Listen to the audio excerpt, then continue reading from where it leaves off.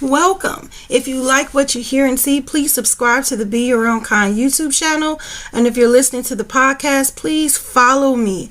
Also, in the description box, you can find my Linktree link to all Be Your Own Kind related matters, such as the BYOK merch, where we sell items from t-shirts, sweatshirts, masks, and mugs. Also, you will find our website and the links to my social media. Also, we are always looking to collaborate with others, such as business owners, vloggers, bloggers, or just if you simply want to share your story. Last but not least, if you are looking to promote your business, Be Your Own Kind will gladly promote you. If you are interested in details, please email me at info@beyourownkind.com. Thank you for tuning in and for supporting the Be Your Own Kind platform. Hey lovelies, I do apologize as it has been a while. To be transparent, during this time of the year, I push harder than ever as it is around the anniversary of my maternal grandmother's death and the birthday of one of my paternal grandmothers who is also deceased. I know they will want me to keep pushing through, so that is what I'm doing. I am taking the advice I give to you all, which is feeling how you feel but not allowing yourself to stay there. I would like to thank everyone that listens to the BYOK podcast as our platform has hit 1,000 listens. That is so exciting, right? So today we will be learning some financial tips from financial life coach Annette Schmidt. She was once a former advisor turned life coach that now helps women build wealth and manage their money and teaching them both the art and science of money. Her tips has also helped me get $169 from my HSA. Like, that's super dope, right? So lovelies, there is some great financial information in this episode. So okay, let's take flight. Treasure Glitz customizes STEM and stemless glasses, mugs, shot glasses, you name it. I love showing off my personalized glasses. She has customized glasses for personal use and even for the Be Your Own Kind podcast. Customized drinkware is great for standing out at your event or relaxing in style at home. So order your item by calling or texting 708-299-7555 or by visiting the Treasure Glitz. Well, hi Annette, how are you? I am fantastic. How are you doing? I'm doing pretty swell. And is it snowing where you're at? It is, not like it is on the East Coast. I'm in Minnesota, so we're just getting the basic, 6 inches all year round. 6 inches all year round? No, I'm exaggerating. Oh. We'll say at least half the year, yeah. Oh my. It's like 8 inches here, I think. Oh, really? Okay. Yeah, so yeah. Anyway, but tell us a little bit about yourself besides the snow. Yes, absolutely. So as you said, my name is Annette. I am a financial life coach and I am formerly a financial advisor. I have spent my entire adult life in the finance industry, and now I have gone out on my own to coach women in wealth and better managing their money and creating a millionaire mindset. So I am all about helping women figure out how to learn about both the art and the science of money, which is a little bit different and more beyond the idea of just conventional financial advice. Which is needed, because if you know the background, like the science of it, it makes more sense versus then you need a budget. Exactly. Follow that budget. Don't distract from that budget. You can't buy this. You get I can't live a life where I can't buy what I want to buy. So. And that is so true. And that is a big piece of my practice. It's interesting that you bring that up. So a big piece of my practice is actually helping guide women into a place where they can become intuitive spenders. And it's a place where you don't have to have this strict budget, or you don't have to feel like you're going into Target with your calculator or your list all the time, that you can go in without your list, without your calculator, and walk out without doing the walk of shame. That is the ultimate dream, right? And it's a method that I actually have used myself. And I kid you not, Renita, I walk into Target and I spend $125 on the button, without a list, without a calculator, no game plan. And that's my budget. That's in my mind how much I want to spend. I walk in, I spend that or less. And I'm like, yes, it really is like magic, because I've gone through this process of how to get to this point when it comes to my spending. That's incredible. I never know how much I'm going to spend when I walk into Target. It can be deadly, right? It can. And what's even deadlier is I took your money architect type Oh, did quiz on you? the website. Yes, Yes. I'm romantic. Yes, me too. Yes. And I tell you, so many of my clients are romantic. Like, we are the type where we're like, I love to experience life. Like, I just want to experience it all. Like, that is how I want to live. Right. Right. So what for the people that haven't taken your quiz yet, what exactly is the romantic archetype? Yeah, so the romantic archetype is basically, it's another word for saying the spender, but the spender is basically the person who likes to spend money on things that bring them joy, on things that are going to add value to their life. But there's also a lot of things out there that can bring you joy, especially when you have like the media and social media, Instagram, and your friends, all of that stuff just throwing pretty things in your face all the time. You're like, ooh, I like that. And then you go to Target. Oh my gosh. And Renita, talk about like makeup. I haven't done makeup since like high school, but I went in to get my nieces some makeup for Christmas. I walked into an Ulta. I was like, first time I've ever been in an Ulta in my life.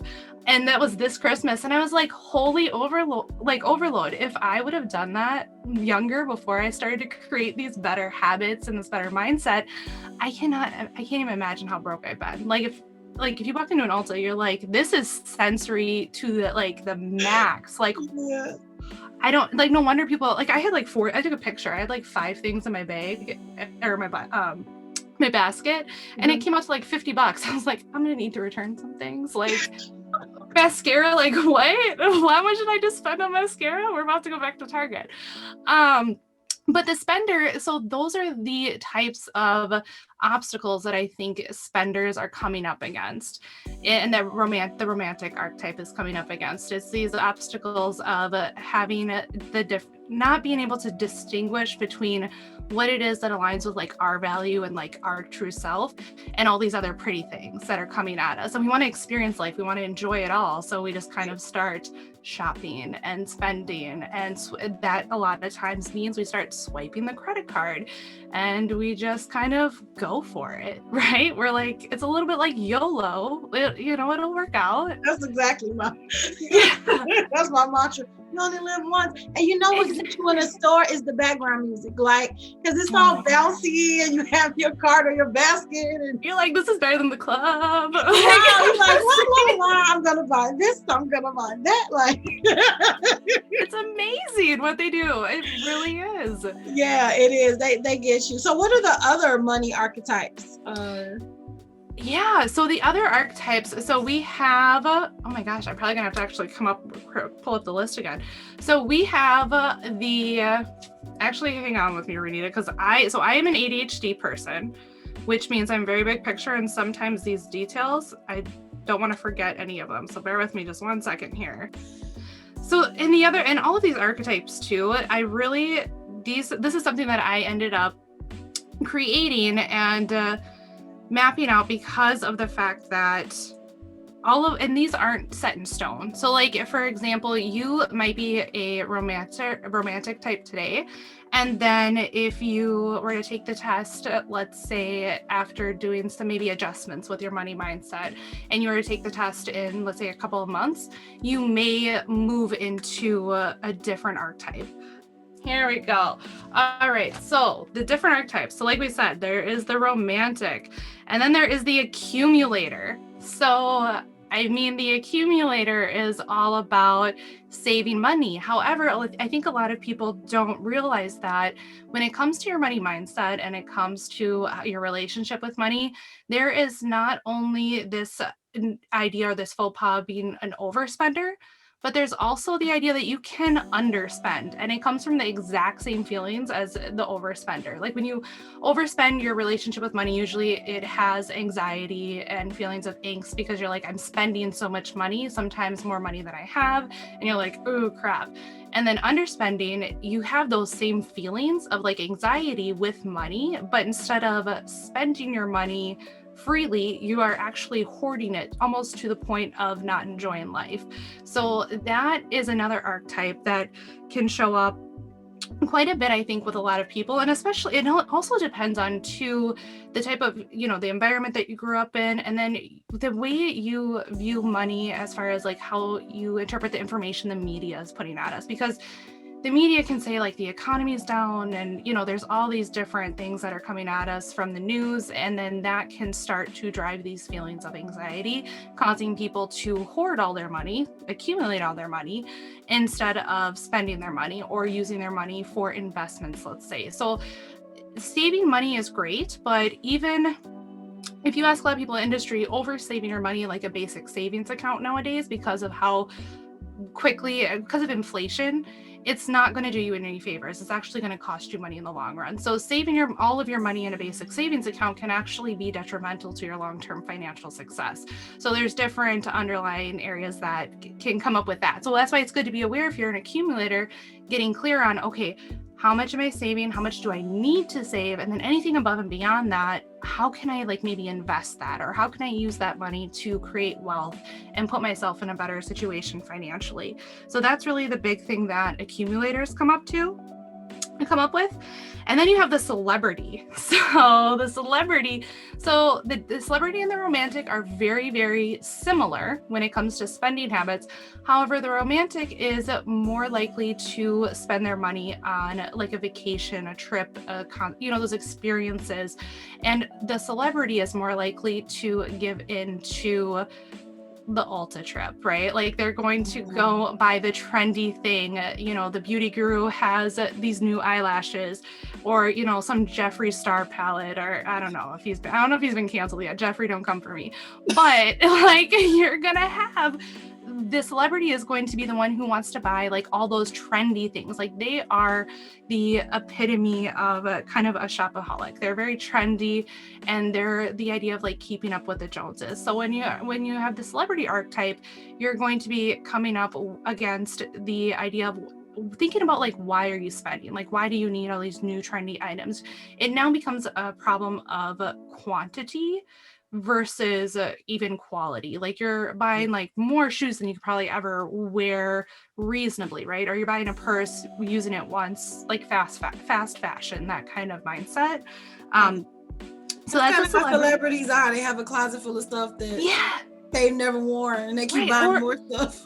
Exactly. And I'm like, the other idea too is the iPhone. Celebrities are going to have like the brand new iPhone. Like they're going to have a perfectly fine phone, but the brand new iPhone's going to drop, right, and they're going to run and grab it, right? Like, and they're the type that the celebrity can also be the type that goes into debt, not just debt, but underwater on their car loan.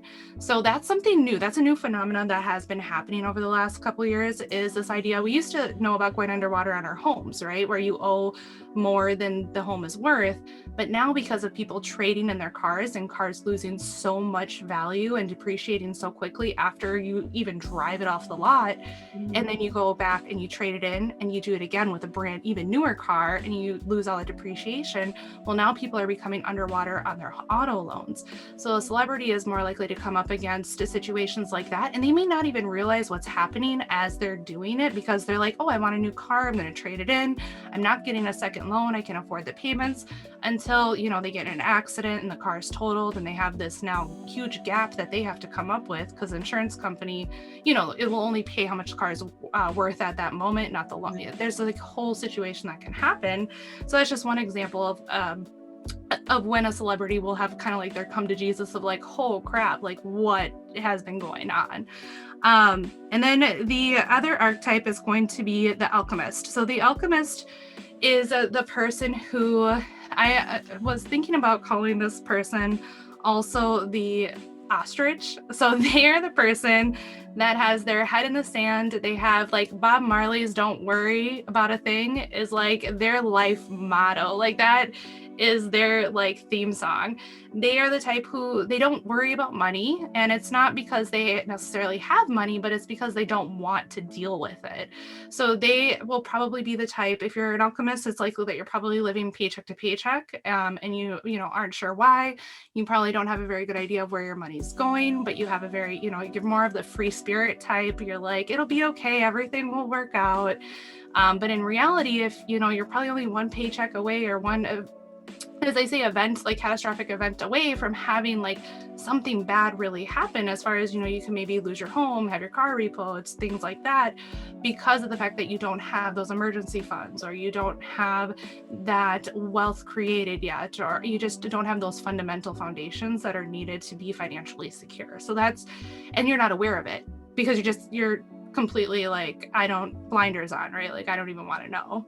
Right. Yeah, there was a time I would get mail and it would just pile up. I wouldn't open it. Then I would get the phone call and I'm like, you didn't send me anything. And I have. Oh my gosh. They're like, is this your address? Yeah, this is my address. But mail caused anxiety. Like, oh my God, I just owe everybody. Where's the birthday cards? Exactly. Yes. I used to love mail as a kid. And when I got older, I'm like, everybody just wants something from me. I know, and it's amazing. But it's amazing. That actually just happened to me, where I'm like, oh, it's mail. It's just another, like, I can see my bill. I pay it online. Like, it's just another bill. And it actually happened to me, though. Good things can happen in the mail too. So for all you alchemists out there, open your mail, because I actually decided not to open my mail. I opened for the last couple of months for something. I just tore it up. And then this month I got a thing for my credit card saying, hey, you haven't cashed your $220 check. And I'm like, what $220 check? I'm like, when did that happen? So now I have to wait, because I have to like order a reissue, because I ripped it up in one of those mail things. So check your mail. Good stuff can happen too. And I would have never known, but thank goodness they're like trying to get me to cash this check. Right. And they could have waited for it to expire. So no, they could have been like, snooze, you lose. Right. So I will give them their credit there. And then the last one is the money magnet. And I describe the money magnet as someone who they're the type that they're so generous. They're willing to give you the shirt off their back. But they do have the foundation down when it comes to money. So they are a money magnet in the sense that they're able to use their money to work harder for them. They have that idea of how money works. Money, for some reason, flows easily to them. Maybe they're getting $220 checks. I'm not saying I'm a money magnet necessarily, but I'm just saying, like, not gonna do my own home there yet. But the money magnet also is the person who likes the finer things in life, right? So they're like at this place where they're ready to now, they've got the foundations done, but they're ready to kind of like up level their life when it comes to their finances. So it's your majority is debt free. You aren't paycheck to paycheck. You have a little bit of, emergency funds. Like, you are checking all the boxes, but now you're trying to figure out, okay, how do I up level so maybe I don't have to work 9 to 5? How do I up level so I can retire early, or I can live the life I want, or the dream, I want? So that's where the money magnet archetype is you're ready to take that next step. You're just trying to figure out how to build that wealth.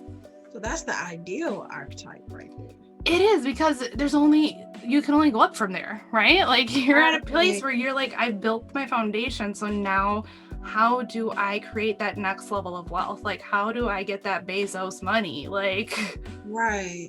Yeah. Yeah. I'm going to work towards that archetype. I'm going to keep taking the quiz until. Yes. Keep doing it. Right. Yes. So, what is the largest myth about money? The largest myth about money? Ooh, that's a good question. So I'm going to say the largest myth about money is that it's hard. And I say that because I've grown up broke. But this is why I say that's the largest myth about money, because we were so broke that we were so broke that we had to be so resourceful.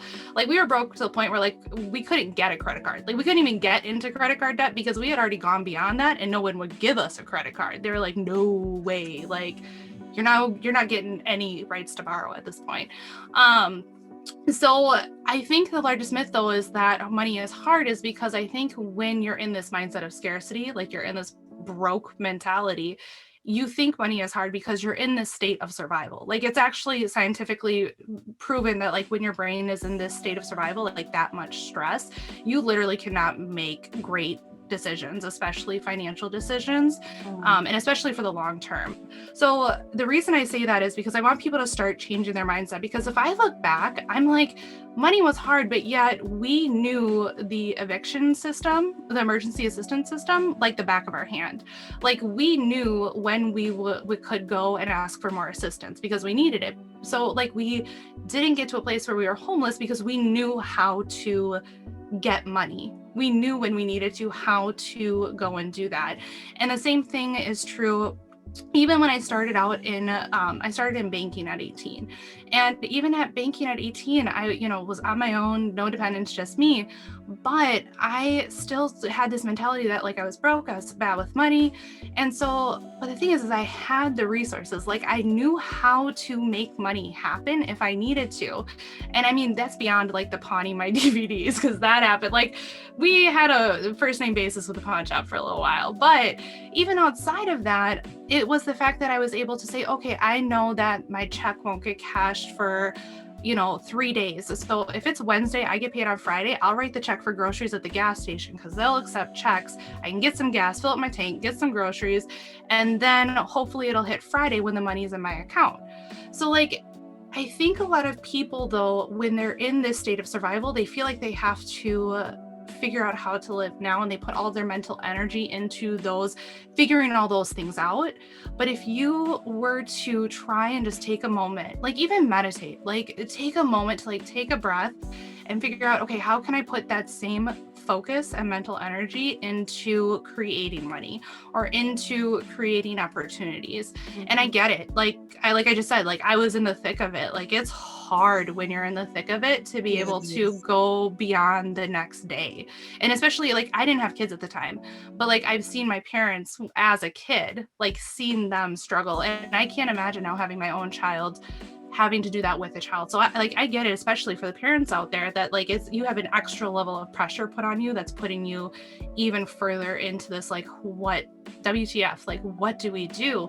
Right. But again, if you start to just think about all that mental energy you put into figuring out how to make it work now, and to figuring out how to make your more money and create more opportunity, like the opportunities are endless at that point.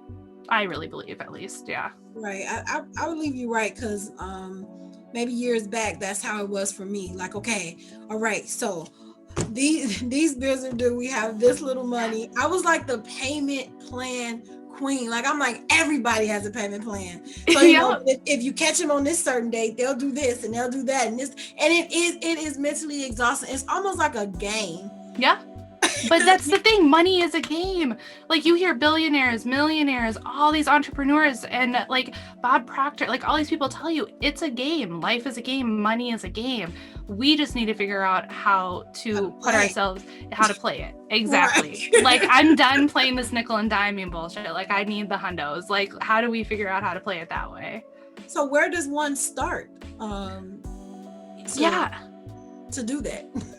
Absolutely. So the biggest place to start is going to be with your mindset. And I say that because, again, I've been in finance, in conventional finance, so financial advisor, banking, loans, all of that for over a decade. And the number one thing that's going to determine your set, more than income, more than spending, is your mindset. And the reason I say that is because I think a lot of people, they think more money is what's going to save me. I'm going to tell you that's not the case, because if more money is what's going to save you, then why does every tax time you get more money and you're not in a better situation?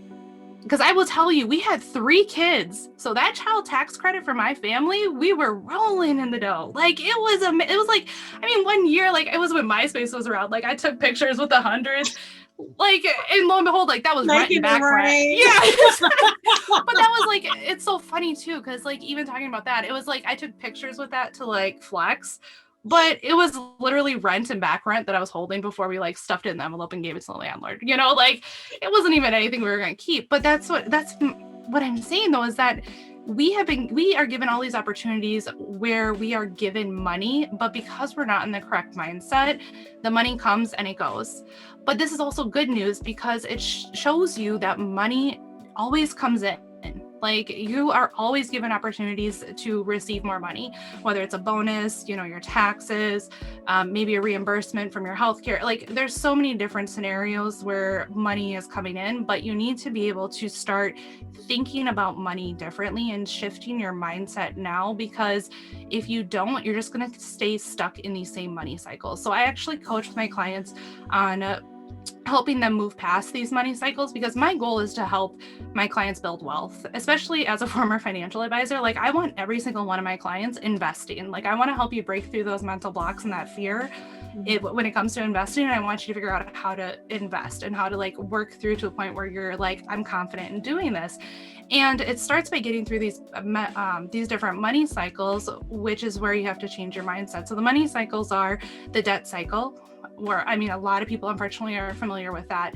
It's where you rack up a ton of debt on your credit card, an emergency, something happens, and you pay it off then, or you make the minimum payment, and then something happens again, you go right back to the credit card. So the reason you're stuck in the cycle is because you haven't done anything different to be able to support yourself when that same trigger happens. So every time that trigger happens, you go back to the same feeling, the same familiar routine. And this is how it's going to be with all the money cycles. The other one is the paycheck to paycheck cycle. So this is when you are basically spending all of your money. You're not setting anything aside for savings, and you're spending it before your next paycheck comes. So there's nothing left over, or a very minimal left over, until the next paycheck comes in. And then the third money cycle that I talk to is the 9-to-5 cycle. And this is a cycle that a lot of people ultimately want to get out of. It's the idea that you have to work to support the lifestyle you created. But the cycle happens is because we start out going to work with these small lifestyles, right? When we get out of our parents' house or out of college, we get a $600 apartment, or if you're in New York, maybe it's or LA, it's probably twice as expensive. But you get this apartment for a minimal amount.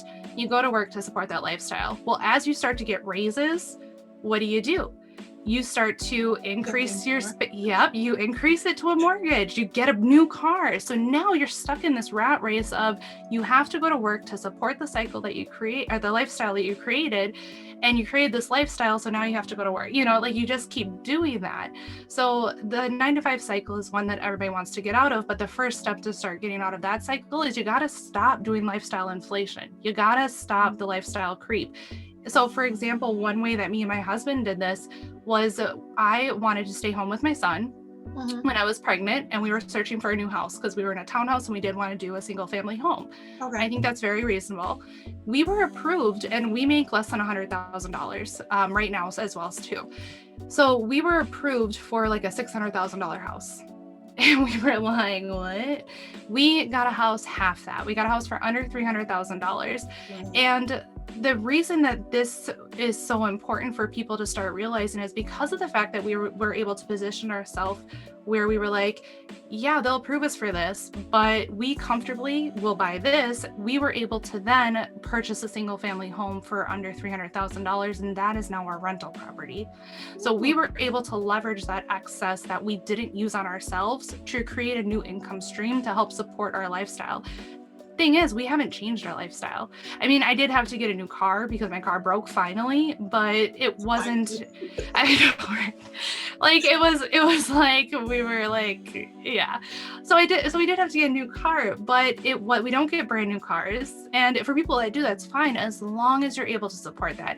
My husband will probably never, or it'll be, I don't know, it'll have to be something extreme for him to allow me to get a brand new spanking new car, because he's like, it loses 20% after you roll it off the dealership. But anyway, so we got, a new car. So we had that little bit of a lifestyle inflation happen. But when we got that rental income, nothing much has changed. We now are just figuring out, okay, now how do we use that income to help us by creating more income streams? Do we, create another rental property? And then also, when you have a rental property, you want to put some aside in case, something happens and you have to repair stuff. We pride ourselves on being amazing landlords. So I've been a renter, and I've had a slumlord. I will not be a slumlord. I refuse to. So yeah, so if anything happens and they tell us, I'm like, yeah, we will fix it. Absolutely. Well, I'm glad that you are not a slumlord. No, not at all. I won't do it. I won't. I'm like, nope. Well, it's an investment, so you want to keep, especially if you have paying renters, you want to make sure they stay there as long as possible. Yeah, and and our rental property is very nice. It's very pristine, and we want, so we want to have renters that, like that and appreciate the property as well, versus think about it. If you live in a house that's crappy, you're less likely to take care of it. Yep. So if we provide them a house that's nice, then we hope that they would take care of the property nicely as well. Right. Well, these are some good tidbits. Yeah, I loathe car notes. I know. So when we were getting the stimulus and all that stuff, yeah, I paid those cars off last year. And I was so excited. Yes, because as we said earlier, I like to shop, and the car notes was messing up. They was cramping my style. I don't like car notes. Girl, I'm with you. And it's interesting. So for me, my shopping is Target and Starbucks. I have the most toxic relationship with Starbucks. It's rough. I talk about it all the time. So if you love me, you want to gift me Starbucks. My family will gift me Starbucks gift cards. They're here you go. I'm they're better than cash for me, right? It's all about what we value. But I bought their stock, so it's okay. I own a little bit of the company. Own a little bit of stock. I have to if I go, I gotta go there. But it's the same thing. I do Starbucks, and so we've cut out stuff in other places so that way we can balance out our lifestyle. Because if you see my hair, for me, I love my hair, but the experience of getting my hair done isn't as much. But let me tell you, my eyebrows, I love getting my eyebrows done. You know what I mean? But it's because I've been able to figure out what truly brings me joy and what do I really align with, which is really, really important for us romantics. And because I've been able to figure that out and filter out this other stuff, the hair, I'll do it, but I like my hair color. I don't want to dye it necessarily. If I had maybe I would, but I don't want to. I'm fine with it. But like I said, my eyebrows, I'm I don't want to go without my eyebrows. I love, since I was young, I love getting my eyebrows done. So. Oh man. I'm just saying, I know. And I'm right now they're a little bushy. It's COVID, no judging, ladies. So we know that it is a pandemic. We've been doing this since March of last year, probably earlier. We just knew about it around that time. Yeah, right. And I know people have been finding creative ways of spending and trying to save money. Can you share any tidbits for saving money through this pandemic? Yeah, so for saving money through this pandemic, okay, so I will full disclosure, if you ask anyone, I am the type who, in order for me to focus my energy on saving money, it better be good. Otherwise I'm going out and I'm figuring out how to invest, how to day trade, how do I bring in more money, how to, rental properties, all that stuff. So when I go to save money, it's going to be good and it's going to be quick. Otherwise, I'm not doing it. It's not, for me, it's not worth spending 3 hours clipping coupons and finding the deals in order to save $10. Right. That is not, no. So my favorite ways to save, yeah, right. That's no. So my favorite ways to save money that I use on a regular basis are cashback apps. So I love cashback apps. My favorite one is Ibotta. That is the one that is just, it's so easy. It's so quick. It doesn't take any extra effort. And it's really good, especially during this pandemic. So I know you asked, specifically during COVID, how to save money. Match it with Target promos. So Target always does promos where they're especially I still have a toddler, but we're working on potty training, so he's still in diapers. So we'll do the diaper promos where you spend $100 and you get a $30 gift card. That's $30 on groceries for free, and I'm going to use $100 worth of diapers. And if I don't have to use them, I'm still grateful. So we're okay, because that means he's potty trained. So you know what I mean? It's okay. So when you match, so Ibotta has this really cool feature where you just add things in, and I have saved or cash back. So it feels like I'm making money. It's also that mindset piece. I don't feel like I'm saving it. I feel like they're paying me. So you earn cash back, they deposit it into your PayPal account. I've racked up over the last, since 2019, over $400 in cash back. And I don't use it. don't use it as religiously. Like I have ADHD, I forget things, and I'm like going so fast. So like there's deals I've missed out on. And like, even though with me doing it very minimally, I've still made so much money back. And then Target has been my favorite, like I said, for the pandemic, especially like for these times when you're trying to save, because you can buy in bulk, you can get those free promo gift cards. And then they have the feature where you can, if you have a red card credit card, you can get 5% off. That's another 5%. And then they do coupons, but they're all digital.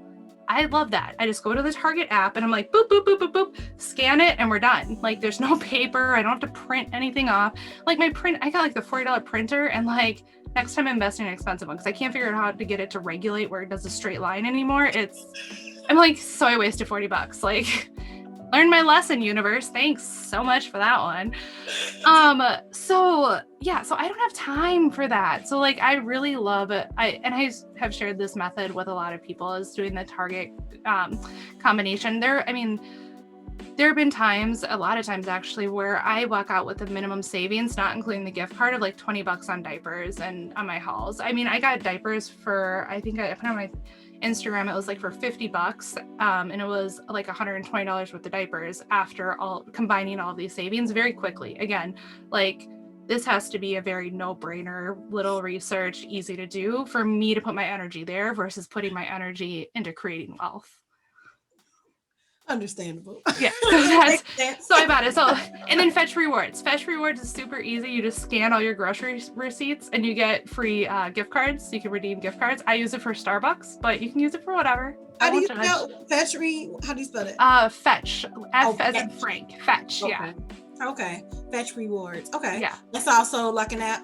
It's an app, and all you do is you just take a picture of your receipt and you get points. And then once you get to like 3,000 points, you can redeem it for your first gift card, or you can save them up. I'm at like 16,000 and I'm trying to save it to the 25,000 because that's a $25 gift card. But again, it takes me like no time to do it.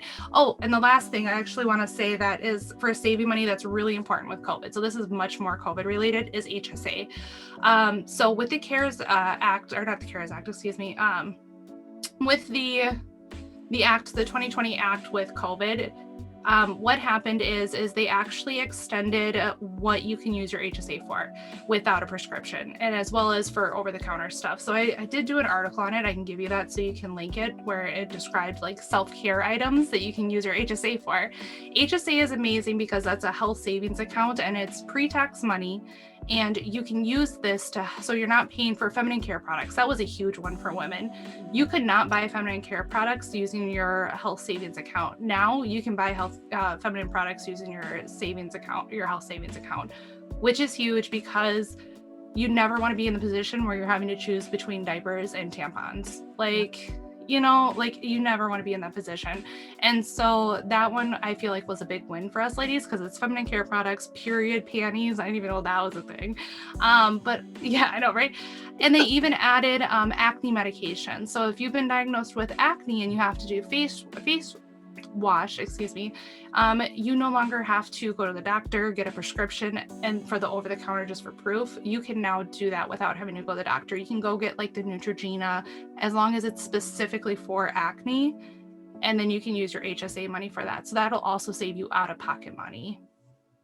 And if you're not sure if you have an HSA or how to get one, it's through your employer. So you can always reach out to your employer, see what healthcare plan you're on, and see if they have an HSA option. That's good to know. I actually have an HSA card, and I'm like, okay, if I'm not sick, what do I do with it? So it's good to know that I can purchase things. Yes, like we actually, and you can do reimbursements if you forget to use your card.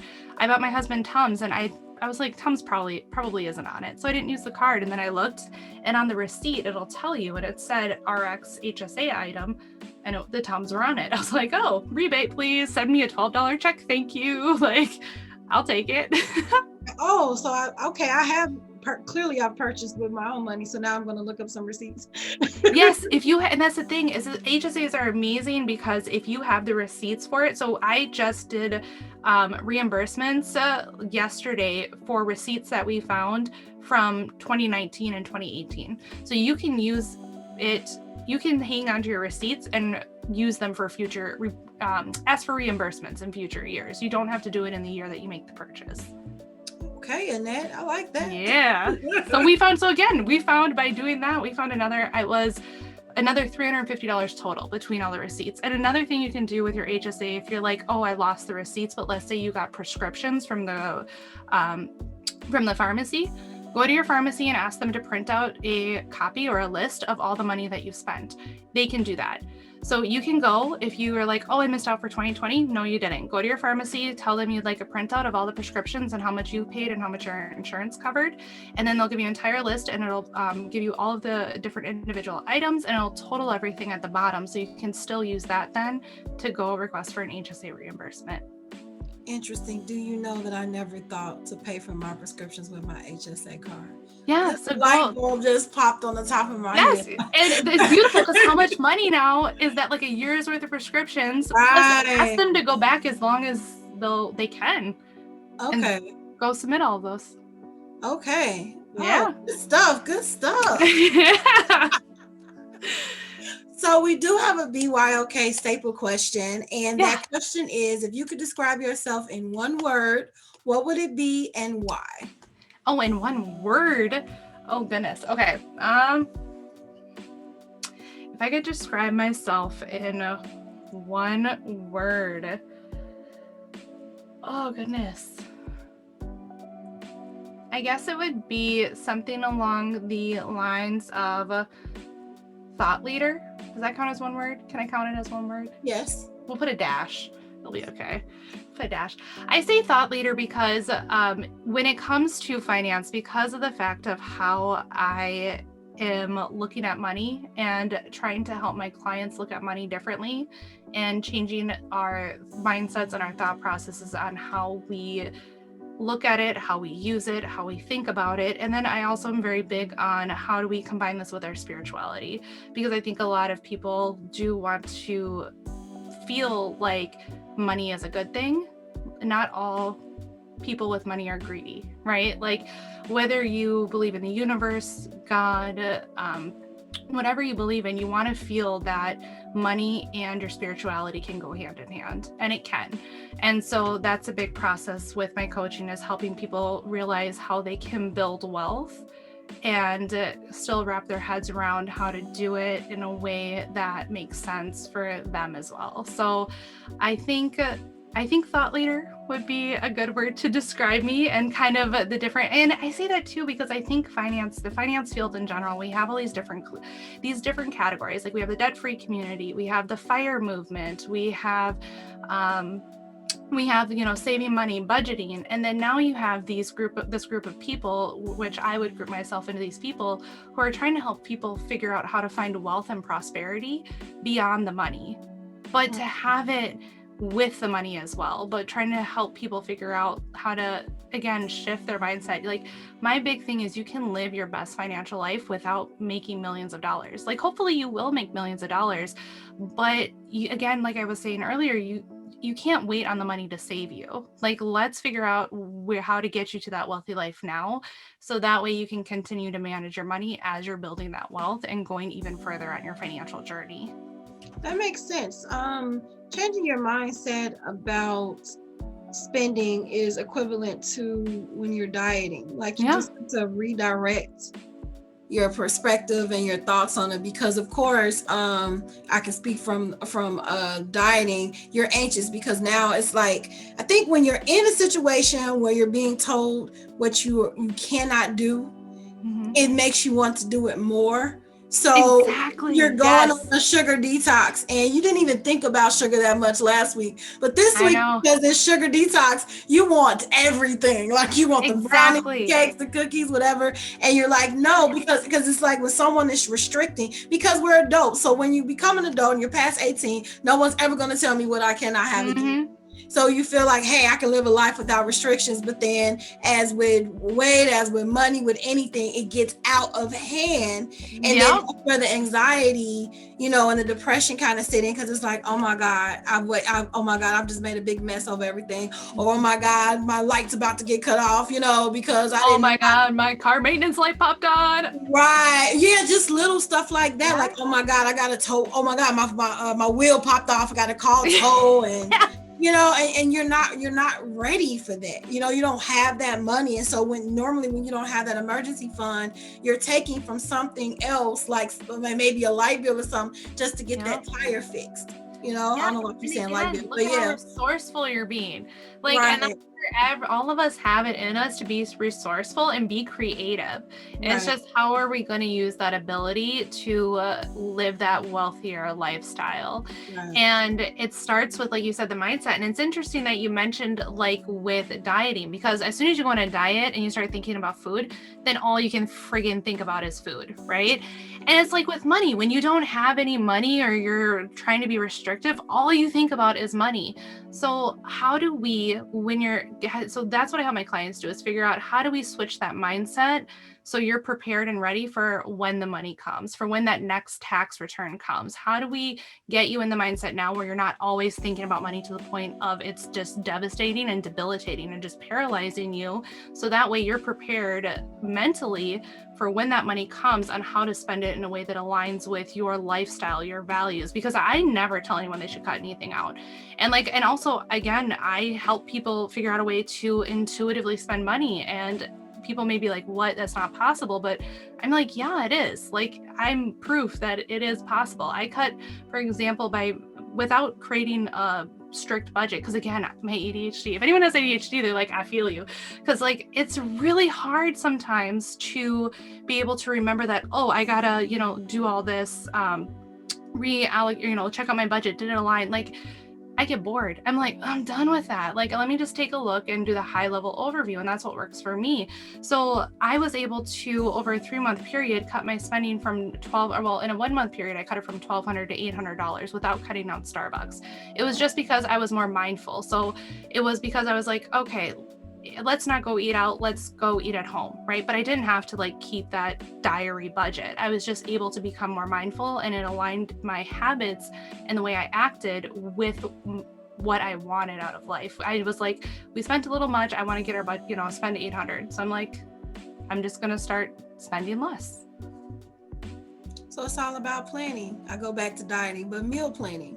Yeah. It's less taxing when you can just go in the refrigerator and pull it out. Just like it's less taxing when you're going shopping, when you know exactly what you're going to spend, you know, beforehand.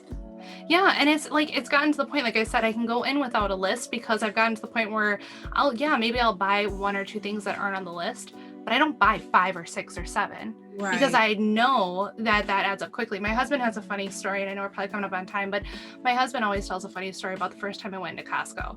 And he warned me before we went in, because this was in my throes of spending. And he was like, everything is $10. He's like, just so you know, everything is $10. Like, I had never been into a Costco. Like, that was luxury, right? In my world. So we go in and I start tossing crap in the cart. And he's like, what are you doing? I was like, it's only $10. Like, it was like sensory overload, but it's the same thing. Like, it's the quantity, it's the overconsumption that starts to add up. So when you find that balance, so I can go to Target and get my kid a toy every now and then, right? A $10 toy. And I still don't go over, because I'm like, okay, we had less groceries. Like, I've been able to mentally be mindful of that very quickly without having to do the list and be aware. And then when I do, add another thing in, I'm like, this will probably bring us over. So I can make that snap decision though right away to be like, okay, let's just put, this back, or we don't need this. So it's not, and I don't feel deprived doing it, because I'm able to get extra stuff. It's just, I don't get 20 extra things. I get 1 or 2 extra things. But it came with practice though, because I'm sure at first you used to have a list though, right? Yeah, I mean, so it's funny, the list was so I didn't forget things, but it probably helped me not to buy extra. Yes, the list is mainly with me. It's like, I would go and my husband like, did you get this? And I'm like, I'll be right back. No.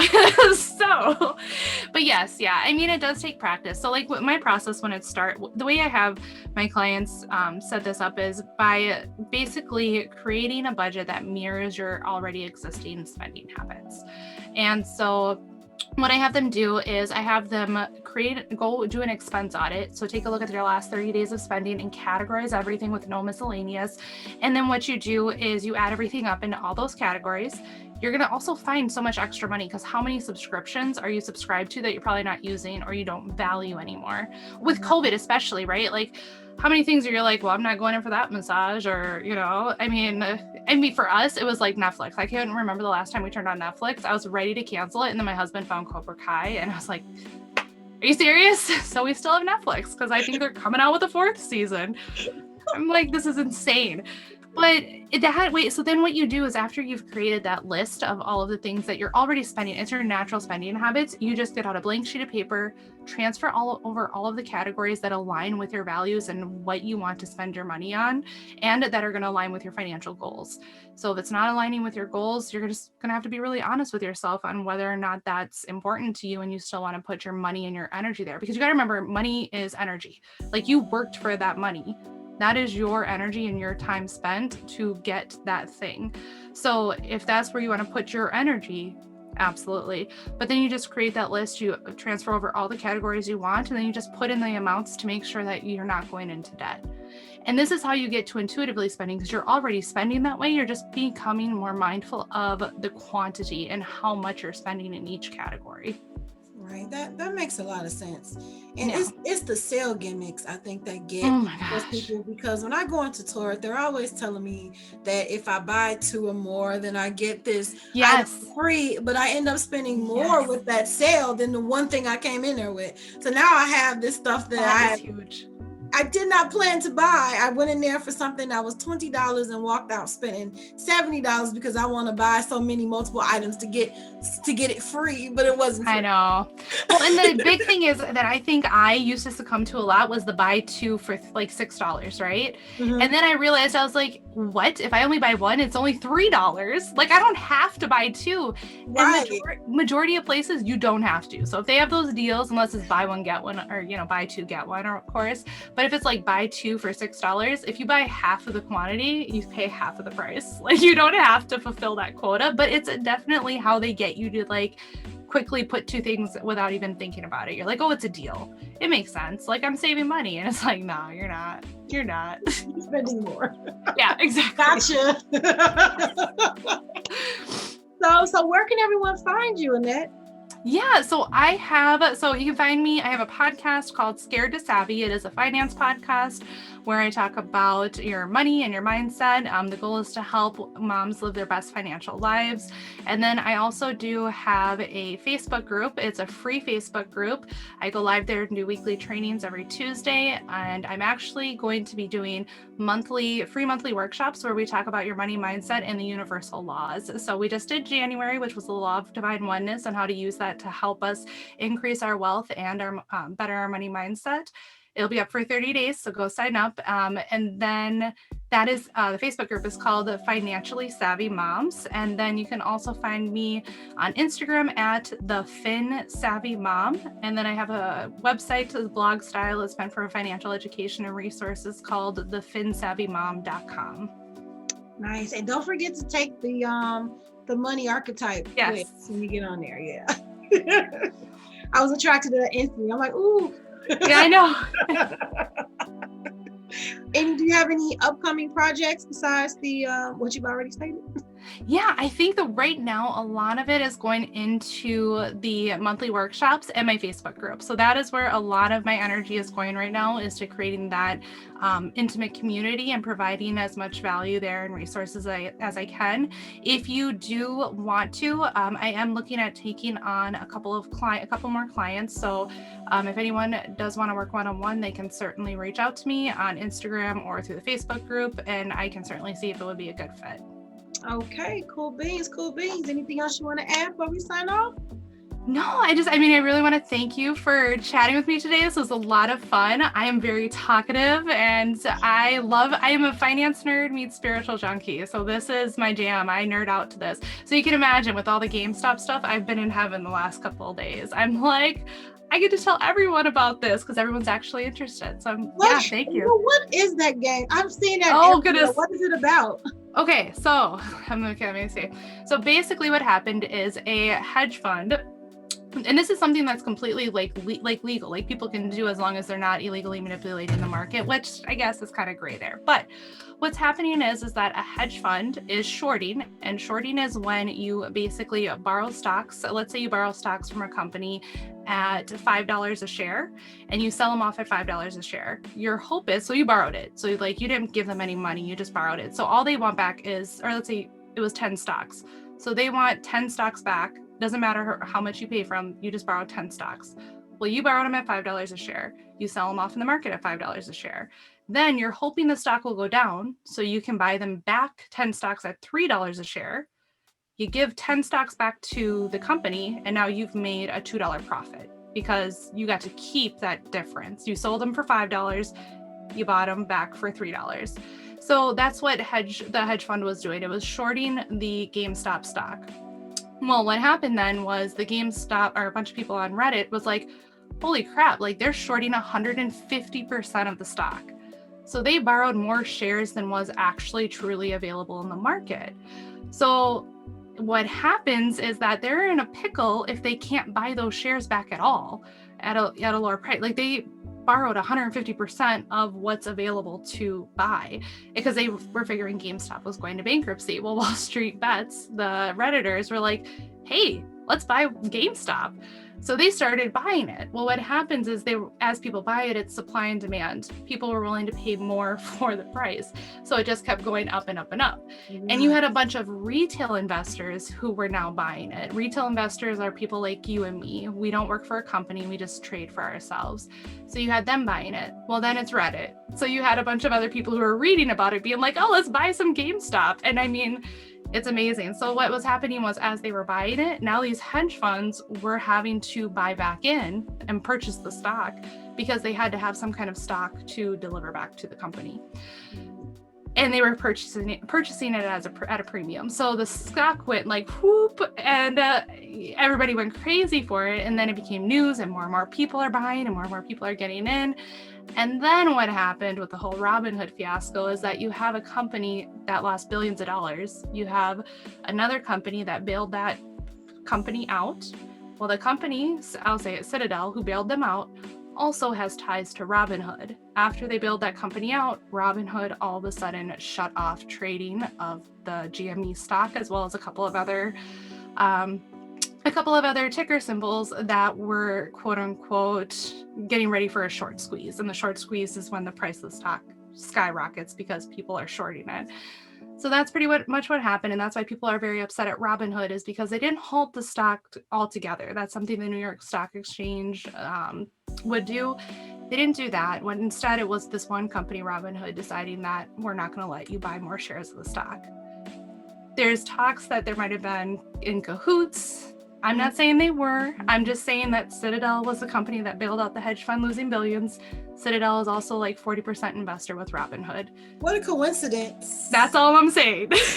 So don't come for me. That's all I'm saying. I'm just saying what I know. But that's why a lot of retail investors are actually leaving Robinhood, because in their mind, they limited the access to the free trade of market. Yeah. Well, thanks. 'Cause I've seen it all on Twitter, and I'm like, why is everybody talking about GameStop? Yes. So I've been nerding out because I get to share that with everyone. I'm like, so let's break this down here real quick, because it was funny. My husband, and bless his heart, like he works all day, so he didn't get to see anything. But he came home and I'm like, have you seen GameStop? And he's like, yeah, Elon Musk tweeted about it. I'm like, no, that's not even why that stock went up. Let me break this down for you. So that's very like high level kind of how it works and what happened and why it did that. Interesting. Yeah. What an interesting year thus far, and it's only February. I know. Yeah, right? Like we're only 2 months in, and it's, Right. It seemed like it's been an entire year so far. Agreed. Yes. Well, Annette, thank you so much for taking out the time to be on the BYOK platform today. I really had a great time, and I learned some stuff, like, for real. I love it. About spending and just a thought pattern. As with anything, perspective is key. Yes. It's how you view it and how you look at it. So thank you so much for sharing your knowledge with me and my listeners. And hopefully you guys got some great tidbits out of that. And if you need some additional one-on-one, contact Annette. She's there to help you. Absolutely. I'd love to help. Yeah. Yes. And until next time, everyone, don't forget to be your own kind and to be kind to yourself and each other. Bye.